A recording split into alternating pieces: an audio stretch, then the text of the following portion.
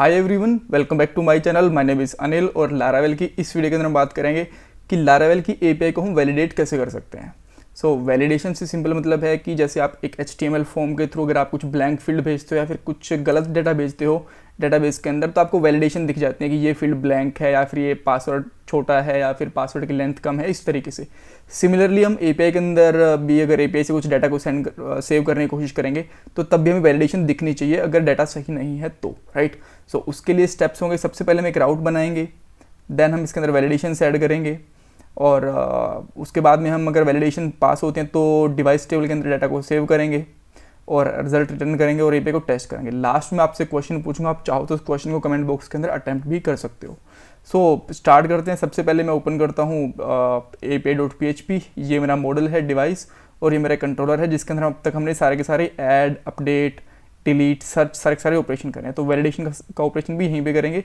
सो मैं यहाँ पे एक राउट बनाता हूँ सबसे पहले, और राउट बनाने के लिए यहाँ पे लिखता हूँ मैं पोस्ट मेथड, और पोस्ट मेथड के अंदर मैं यहाँ पे सिंपली लिखूँगा वैलिडेट, राइट। कुछ भी लिख सकते हो आप, मैंने वैलिडेट यूआरएल दे दिया ताकि थोड़ा सा सिमिलर लगे हमें, राइट। देन सेकंड पैरामीटर रहेगा इसका एरे, और इसके अंदर लिखूँगा मैं डिवाइस कंट्रोलर क्लास। देन हम यहाँ पे इसको कुछ अगर आपको यूआरएल देना है, लेट से मैं यहाँ पे देता हूँ टेस्ट एपीआई और समथिंग, राइट। टेस्ट डेटा कर देता हूँ मैं ताकि हमारा ये पता चलेगा कि हमारा डेटा टेस्ट हो रहा है। और लास्ट के अंदर मैं यहाँ पे सेमीकोलन ऐड कर दूंगा। राउट मेरा रेडी हो गया है और सिमिलरली इसी राउट के टेस्ट डेटा के नाम से मुझे एक फंक्शन बनाना पड़ेगा अब। सो मैं यहाँ पे लिखता हूँ function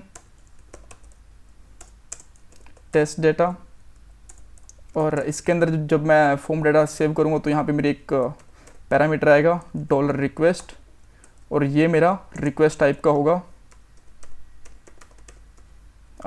sorry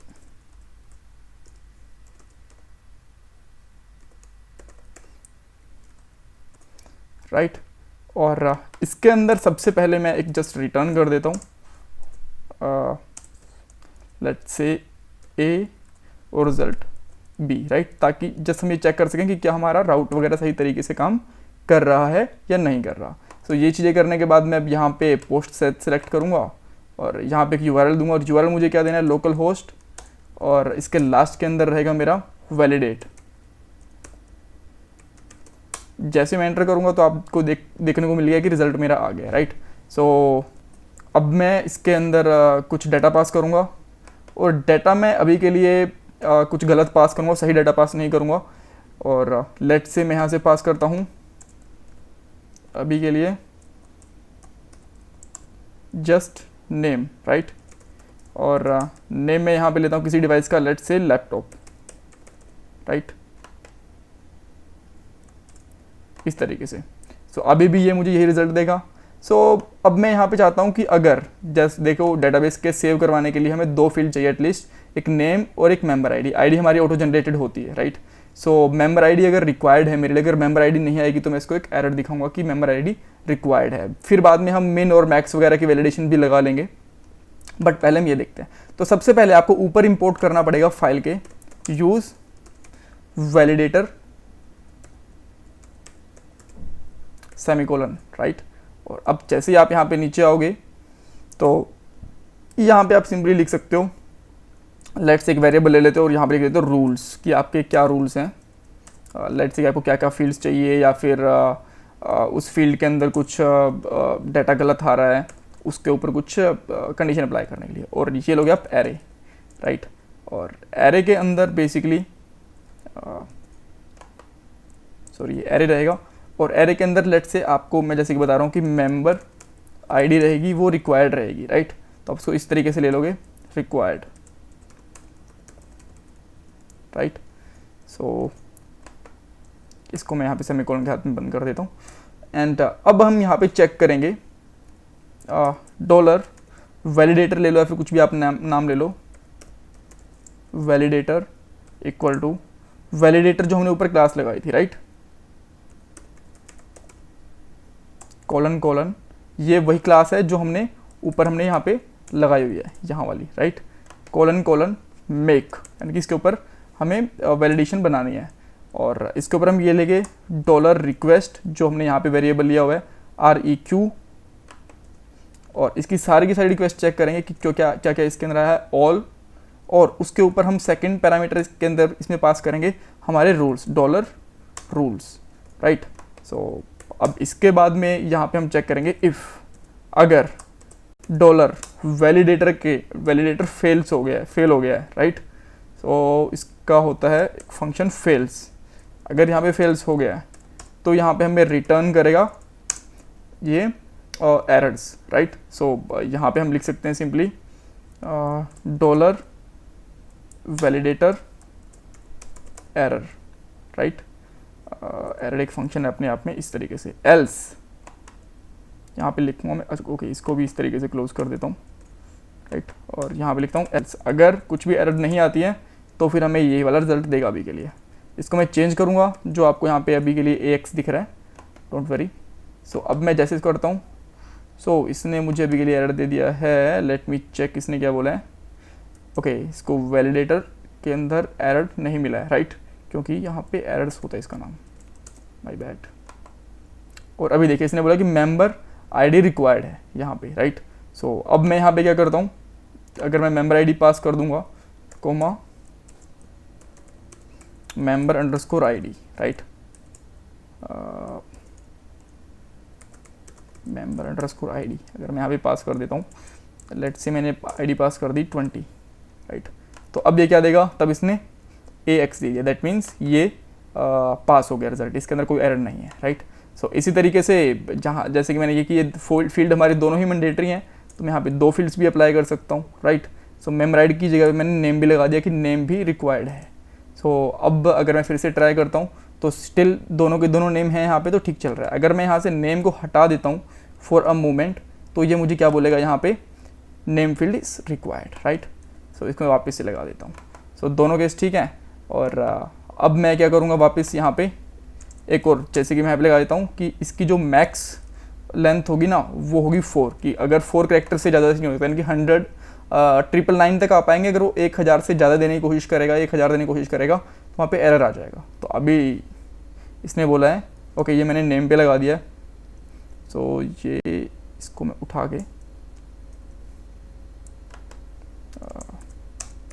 max 4 member ID पे लगा देता हूँ। अभी के लिए प्रॉपरली काम कर रहा है। और अगर मैं यहाँ पे कुछ ज़्यादा वैल्यू डाल देता हूँ तो यहाँ पे मुझे बोलेगा कि the member ID may not be greater than 4 characters, कि 4 कैरेक्टर से ज़्यादा की नहीं हो सकती है। सो इस तरीके से हम ये वैलिडेशन अप्लाई कर सकते हैं। अब देखते हैं कि इसके अंदर डाटा को ऐड कैसे कर सकते हैं, कि सेव कैसे कर सकते हैं।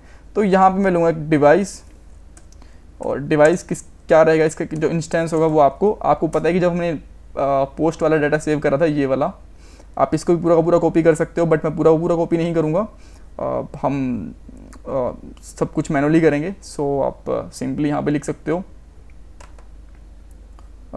New device, right. और यहाँ पे लिखेंगे हम डॉलर डिवाइस, इसके अंदर नेम, और इसका नेम कहाँ से आएगा, डॉलर रिक्वेस्ट के अंदर जो नेम आएगा वो, राइट। और सिमिलरली इसके अंदर जो मेंबर ID रहेगी, मेंबर अंडरस्कोर ID, वो आएगी request dot member underscore ID से, राइट। और लास्ट में यहाँ पे रहने वाला डॉलर डिवाइस सेव, राइट। ये सेव हो जाएगा इस तरीके से। इसके अंदर मैं आपको एक चीज़ और बताऊंगा यहाँ पे, just give me a moment, जो एक चीज़ मिस हो गई है। और या इसका हम बेसिकली रिजल्ट ले सकते हैं डॉलर डाटा के अंदर, या फिर एक रिजल्ट नाम से वेरिएबल भी ले सकते हो, रिजल्ट, राइट। और मैं यहाँ पे चेक करता हूँ इफ़ डॉलर, ओके मैं इसको कॉपी कर लेता हूँ, ये छोटी सी चीज़ है, इसके अंदर हम ज़्यादा टाइम वेस्ट नहीं करेंगे। सो इफ़ कंडीशन है, जैसे इसके अंदर टेक्स्ट ही लगा हुआ है, और इसको मैं फॉर्मेट कर देता हूँ, राइट। सो अब मैं यहाँ पे कुछ डेटा को सेव करने की कोशिश करता हूँ। जैसे मैं इसको सेव करने की कोशिश करूँगा तो अभी के लिए 4 कैरेक्टर से ज़्यादा है, वापस से 20 कर देता हूँ और इसको सेव करने की कोशिश करता हूँ, और डाटा सेव हो गया है। मैं इसको चेक करता हूँ यहाँ पे आके, ये मेरा डाटा सेव हो गया, ID 12 लैपटॉप और 20 यहाँ पे मेंबर ID आ गई है। ये ऑटो जनरेटेड होती है, कुछ रिकॉर्ड्स मैंने इसमें से डिलीट कर दिए थे, इसलिए उसने नेक्स्ट वाली ID उठा ली है। सो ये ठीक है।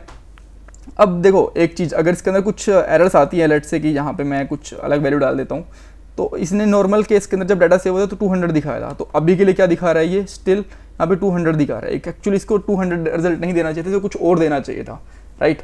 जैसे कि अनऑथराइज्ड डाटा या फिर गलत डाटा है, उसके लिए हम कुछ भी नई वैलिडेशन लगा सकते हैं। तो इसके लिए मैं यहाँ पे क्या करूँगा, इसको मैं यहाँ से हटाता हूँ एक बार के लिए और यहाँ पे लिखता हूँ रिस्पॉन्स। रिस्पॉन्स बेसिकली एक फंक्शन होता है इसका, लारावेल का ही, और उसके अंदर हम लिखते हैं जेसन, कि जो रिजल्ट आएगा वो जेसन के अंदर आएगा, राइट, इस तरीके से। और इसका जो सेकंड पैरामीटर होता है इसके अंदर मैं देता हूँ 401, राइट, और लास्ट में ऑब्वियसली सेमीकोलन भी। और यहाँ पे आप देख सकते हो अब जो रिजल्ट है हमारे पास वो है 401 अनऑथराइज। सो अगर कुछ गलत डाटा सेंड करने की कोशिश करेंगे तो ये हमें पहले ही वैलिडेट करने के लिए बोल देगा कि नहीं, आपका जो आपने जो डाटा सेंड करा है वो गलत है। So thanks for watching this video. कुछ कन्फ्यूजन है तो मुझे कमेंट बॉक्स में पूछ सकते हो। चैनल को सब्सक्राइब करना, वीडियो को लाइक करना मत भूलना। Bye bye, take care.